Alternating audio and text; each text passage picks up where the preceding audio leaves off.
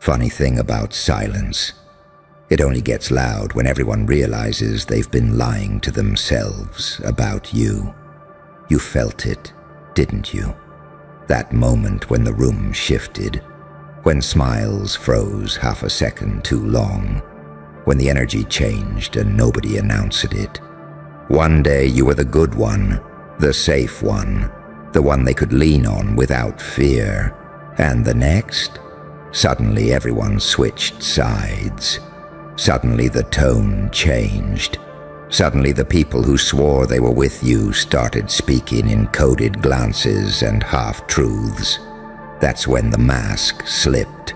Not yours, theirs. You see, you were never the nice guy. That was just the story they told themselves so they could sleep at night. That was the costume they forced onto you because it made them feel powerful, because it made them feel superior, because it let them believe they were choosing kindness while quietly feeding off your restraint. But restraint isn't weakness, it's containment. And containment only exists because there's something dangerous inside. They didn't switch sides because you changed. They switched sides because you didn't. You stayed calm while their alliances rotted. You stayed quiet while their loyalty evaporated. You stayed still while their fear started pacing back and forth inside their skulls like a trapped animal. And that scared them more than any outburst ever could. Because unpredictability isn't chaos. It's control without permission. It's power they can't forecast. It's a mind they can't map. That's the paradox you live in. Angel on the surface, demon in the depth, saint in behavior, psychopath in awareness. You learned how to smile without surrendering. You learned how to be polite without being owned. And the moment they realized your kindness wasn't submission, the moment they sensed you weren't begging for approval, they panicked. That's when the nice guy mask slipped off their faces. You saw it. The passive aggression, the sudden distance, the rewrites of history, the way your name started sounding different in their mouths. Not because you did something wrong, but because you stopped being convenient. You stopped absorbing disrespect and calling it peace. You stopped shrinking to keep the illusion alive. They wanted you predictable. They wanted you gentle and obedient, warm and harmless, but you evolved in silence. You learned pain like a language. You learned betrayal like a curriculum. You learned loss like a weapon forged slowly, carefully, with intention. And while they were busy choosing sides, you were becoming something that doesn't need one. That's what they never understood. You don't fight for sides. You outgrow them. The dark truth. Every nice guy story ends the same way. The moment you stop bleeding for free. The moment you stop saving people who wouldn't save you. The moment you choose awareness over approval. The room reveals itself. Friends turn into observers. Supporters turn into judges. Allies turn into witnesses, praying you don't notice them trembling. Because once the mask slips, there's no unseeing it. You start noticing how their kindness was conditional, how their praise was a leash, how their loyalty depended on you staying smaller than your potential.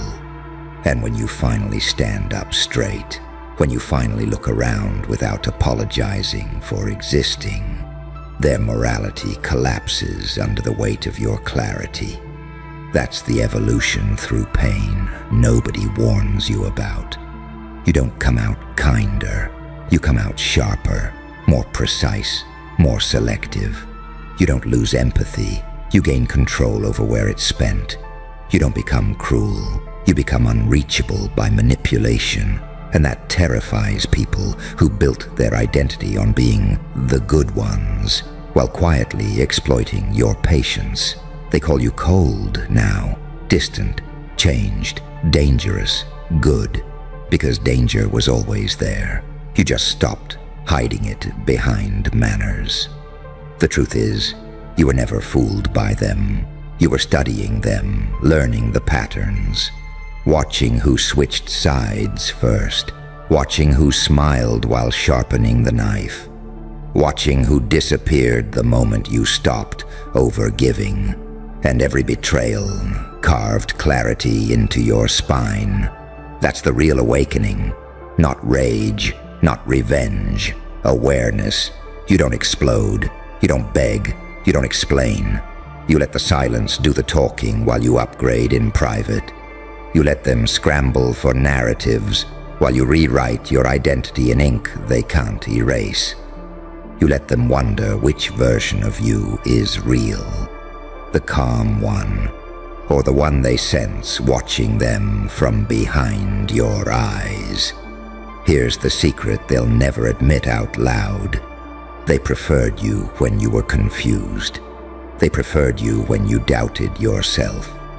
They preferred you when your kindness was predictable and your boundaries were negotiable. The moment you became self-directed, self-contained, self-aware, the illusion broke. And once the illusion breaks, the game is over. You don't need to switch sides. You don't need to prove anything. You don't need to expose anyone. Their behavior did that for you. All you have to do now is keep evolving, keep refining, keep moving like someone who understands both heaven and hell, because you've lived in the space between them. They thought you were soft because you were silent. They thought you were harmless because you were polite. They thought you were naive because you didn't strike back. Now they know better. And the funniest part, they still don't know what you're capable of. And that uncertainty, that gnawing, sleepless uncertainty, is what finally flips the power dynamic for good. Because now when they look at you, they're not sure which version they're dealing with. The forgiving one? The patient one? The one who listened, absorbed, understood? Or the one who learned exactly how people move when they think no one's watching? That ambiguity lives rent-free in their head. You don't threaten them. You don't posture. You don't explain yourself. You simply exist, fully aware. And awareness is terrifying to people who built their lives on pretending. You see, when everyone switched sides, they thought they were isolating you. They thought cutting you off would weaken you. They thought silence would starve you. But they forgot something crucial. You were forged in quiet. You learned yourself in rooms where nobody clapped. You found your spine when no one defended you. You became dangerous in places where attention never reached. So when they withdrew support, all they did was remove the noise. And in that silence, you heard everything. You heard the truth about who was with you for convenience. You heard the lie behind the smiles. You heard the jealousy hidden inside encouragement. You heard how quickly morality bends when status is on the line. And instead of collapsing, something inside you aligned, like fractured bones knitting together stronger than before. That's the moment the internal shift happened, the one nobody saw coming. You stopped reacting. You stopped chasing understanding. You stopped explaining your intentions to people committed to misunderstanding you. And that's when the mask really slipped. Because once you no longer needed their approval, their leverage evaporated. They tried guilt. It failed. They tried rewriting the past. It didn't stick. They tried painting you as the villain to justify their cowardice. But even that felt hollow. Because deep down, they knew. They knew you weren't wrong. You were awake. And awakening doesn't look pretty to those still dreaming. It looks like betrayal. It looks like arrogance. It looks like danger. Because an awakened mind doesn't ask for permission to evolve. It doesn't beg to belong. It doesn't fold itself into smaller shapes to fit someone else's comfort. That's the saint-psychopath paradox you embody now. You can be compassionate without being controllable, calm without being passive, kind without being weak. You understand darkness not because you worship it, but because you survived it. And once you survive something, it no longer owns you.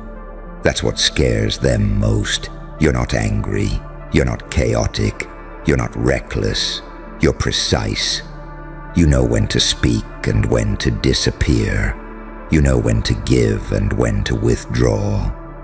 You know how to sit in a room and let people expose themselves without saying a word. That level of restraint, that's not niceness. That's mastery. They mistook your patience for ignorance, your silence for fear, your empathy for submission. They were wrong, and now they feel it every time you walk into a space, and the energy tightens. Every time you don't laugh at the joke meant to test you. Every time you respond neutrally where they expected emotional labor. Every time you choose distance without drama. They feel the shift, but they can't name it. All they know is something irreversible happened, and you're no longer playing the role they wrote for you. That's the cost of growth nobody romanticizes. You lose access to certain rooms. Certain conversations go quiet. Certain people vanish. But what you gain is alignment, self-trust, a sense of internal authority that doesn't need consensus. You start moving like someone who understands the game, but isn't addicted to it anymore. And here's the part they'll never say out loud. They miss the version of you they could predict. They miss the version of you that absorbed discomfort to keep peace. They miss the version of you that stayed nice, even when it hurt. But that version of you died for a reason, because survival demanded evolution. Now you're something else entirely, something they can't categorize, too disciplined to manipulate, too observant to deceive, too grounded to provoke. You're not light or dark, you're both, and you know when to use each. And that balance, that's what separates power from chaos. So let them switch sides, let them whisper, let them cope however they need to cope. You're not here to be liked, you're here to be real. And real people don't need masks. And the deeper truth, the one that really messes with them, is that you're not even trying to intimidate anyone. You're just no longer available for nonsense. That alone feels like an attack to people who relied on your tolerance to feel powerful. See, when the nice guy mask slipped off their faces, it wasn't dramatic, it was subtle. It was in the way loyalty suddenly required conditions, in the way support came with strings, in the way your boundaries were treated like betrayal. That's how you knew, not because they yelled, but because they expected you to stay small while they grew bold. That's the moment your internal compass recalibrated. You stopped asking, "How do I keep this connection?" and started asking, "Why does this connection only exist when I'm bleeding?" That question alone changes everything, because once you see that dynamic clearly, you can't unsee it. And once you can't unsee it, pretending becomes impossible. That's when people start calling you different, not because you changed your values, but because you stopped violating them for comfort. They don't understand this phase. They think you've gone cold. They think you've become distant. They think power has hardened you. What they don't realize is that you finally stopped abandoning yourself to maintain the illusion of harmony. You stopped confusing peace with silence. You stopped confusing kindness with compliance.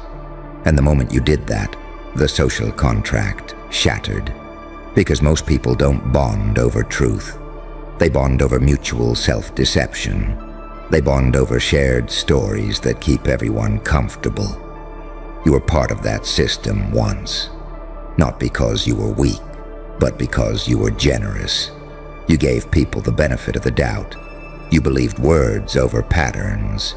You extended empathy where discernment was required. Pain corrected that. Pain refined you. Pain stripped you down to what's real. Now you see patterns faster. You notice energy shifts before conversations change. You hear what's not being said. You recognize when someone is clapping for you, while secretly hoping you trip. And instead of confronting it, instead of exploding or explaining, you adjust your access. That's the part that breaks their brains. You don't chase closure. You don't demand apologies. You don't expose anyone publicly. You simply remove yourself from the dynamic that no longer aligns. And for people who needed your presence to feel superior, that feels like punishment. They don't miss you. They miss the role you played. They miss the version of you who overgave, who over-explained, who stayed late, tried harder, forgave faster. They miss the emotional labor you provided for free. They miss having someone reliable to dump their chaos onto while pretending they were the stable ones. But that era is over. You're not cruel now. You're selective. You're not distant. You're deliberate. You're not guarded. You're awake. And awareness has a way of cutting through illusions without raising its voice. That's why they're uncomfortable around you. Because you don't need to prove anything anymore. You don't need to perform goodness. You don't need to announce growth.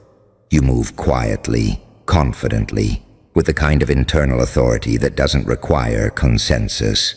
And people who built their identity on being perceived as good can't stand being around someone who actually is, without needing applause. That's the angel-demon paradox again. You can be gentle and still say no. You can be calm and still walk away. You can forgive and still remember. You can love without lowering yourself. That combination is rare, and rarity disrupts systems built on predictability. When everyone switched sides, it felt like betrayal. But what it really was confirmation. Confirmation that your evolution was real. Confirmation that your presence had weight. Confirmation that your silence had power. Because if you were truly insignificant, nobody would have needed to reposition themselves around you. People don't switch sides when nothing matters. They switch sides when something threatens the balance. And you threatened the balance simply by becoming whole. Now you're operating on a different frequency. You don't react to provocations designed to pull you back into old roles. You don't explain your boundaries to people committed to crossing them. You don't beg for fairness in systems that profit from imbalance. You observe, decide, and move accordingly. That's not detachment. That's evolution. So let them tell stories about you. Let them label you however they need to label you to make sense of their discomfort. Let them say you've changed. Let them say you're no longer nice. You didn't lose your heart. You found your spine. And once a person has both, they are no longer manageable. They are no longer easy to exploit, no longer easy to guilt, no longer easy to box in. They are free. And freedom, real freedom, always looks dangerous to those still negotiating their worth through approval. You didn't become something else. You became yourself. And here's where it gets even more unsettling. For them, not for you. You didn't just outgrow the room. You outgrew the rules it ran on. You stopped responding the way they trained you to respond. You stopped flinching at the same triggers. You stopped jumping when they dangled approval like bait. And the moment they realized their usual buttons no longer worked, panic set in. Because when someone can't be controlled emotionally, the entire hierarchy collapses. That's when the whispers got louder. That's when alliances formed without you. That's when the sudden moral high ground appeared out of nowhere. Not because you did something unforgivable, but because you became unreadable. Unreadable people are dangerous. You see, most people live on scripts, predictable reactions, familiar patterns, apologies on cue, guilt on command. You used to play that game, not because you were weak, but because you believed in harmony. You believed in fairness. You believed people met sincerity with sincerity. Then life corrected you. Now you move differently. You pause where you used to rush. You observe where you used to explain. You let people reveal themselves instead of interrupting the process by trying to save the connection. And that restraint, cold, calm, surgical restraint, feels like a threat to anyone who relied on your emotional availability to feel important. They don't know how to place you anymore. You're no longer the nice guy they could predict. You're no longer the emotional cushion. You're no longer the one who smooths things over when tension rises. And without that role, they're forced to face themselves. And most people would rather flip sides than do that. That's the truth nobody wants to say. People don't turn on you because you're cruel. They turn on you because you stopped being useful to their self-image. Once you stopped absorbing disrespect quietly, once you stopped translating their bad behavior into excuses, once you stopped being the buffer between their ego and reality, the illusion shattered, and instead of adjusting, they blamed the mirror. That mirror was you, and now you can see how fragile their niceness always was, how conditional their ethics were, how fast principles disappear when convenience is threatened. They smile less now. Their tone changes when you enter the room. They test you with small provocations, waiting for the old version of you to reappear. But that version is gone, not dead, retired, because you learned something critical. Peace that requires self-betrayal isn't peace, it's sedation. And you woke up. That awakening didn't make you louder. It made you quieter in a way that unsettles people. You don't announce boundaries. You enforce them. You don't threaten. You disengage. You don't argue. You remember. And memory, when paired with clarity, is lethal to manipulation. They can't gaslight you anymore. They can't rush you anymore. They can't shame you back into submission. And that's when the real switch happens. Not sides. Power. The power moved inward. You stopped outsourcing your sense of worth to group approval. You stopped needing to be seen as good to know you are grounded. You stopped performing morality for people who only respected it when it benefited them. And when that internal shift locked in, the external world rearranged itself accordingly. Some people vanished. Some people revealed themselves. Some people tried to control the narrative. None of it mattered, because you were no longer negotiating your identity. That's the moment you cross the line most people never cross. The line between being liked and being free. Between being agreeable and being sovereign. Between being nice and being whole. And yes, there's loneliness there. A sharp, clean loneliness that doesn't beg to be filled. A solitude that feels like standing on high ground after a storm. But that loneliness is honest. It doesn't require you to pretend. It doesn't ask you to shrink. It just asks you to be real. So let them switch sides. Let them pretend they were always skeptical. Let them rewrite history to protect their pride. Let them call you cold, distant, intense, different. They're not wrong about the last one. You're different now, not because you hardened, but because you integrated. You learned how to hold light and darkness without letting either run you. You learned how to be compassionate without being consumed. You learned how to walk away without hatred.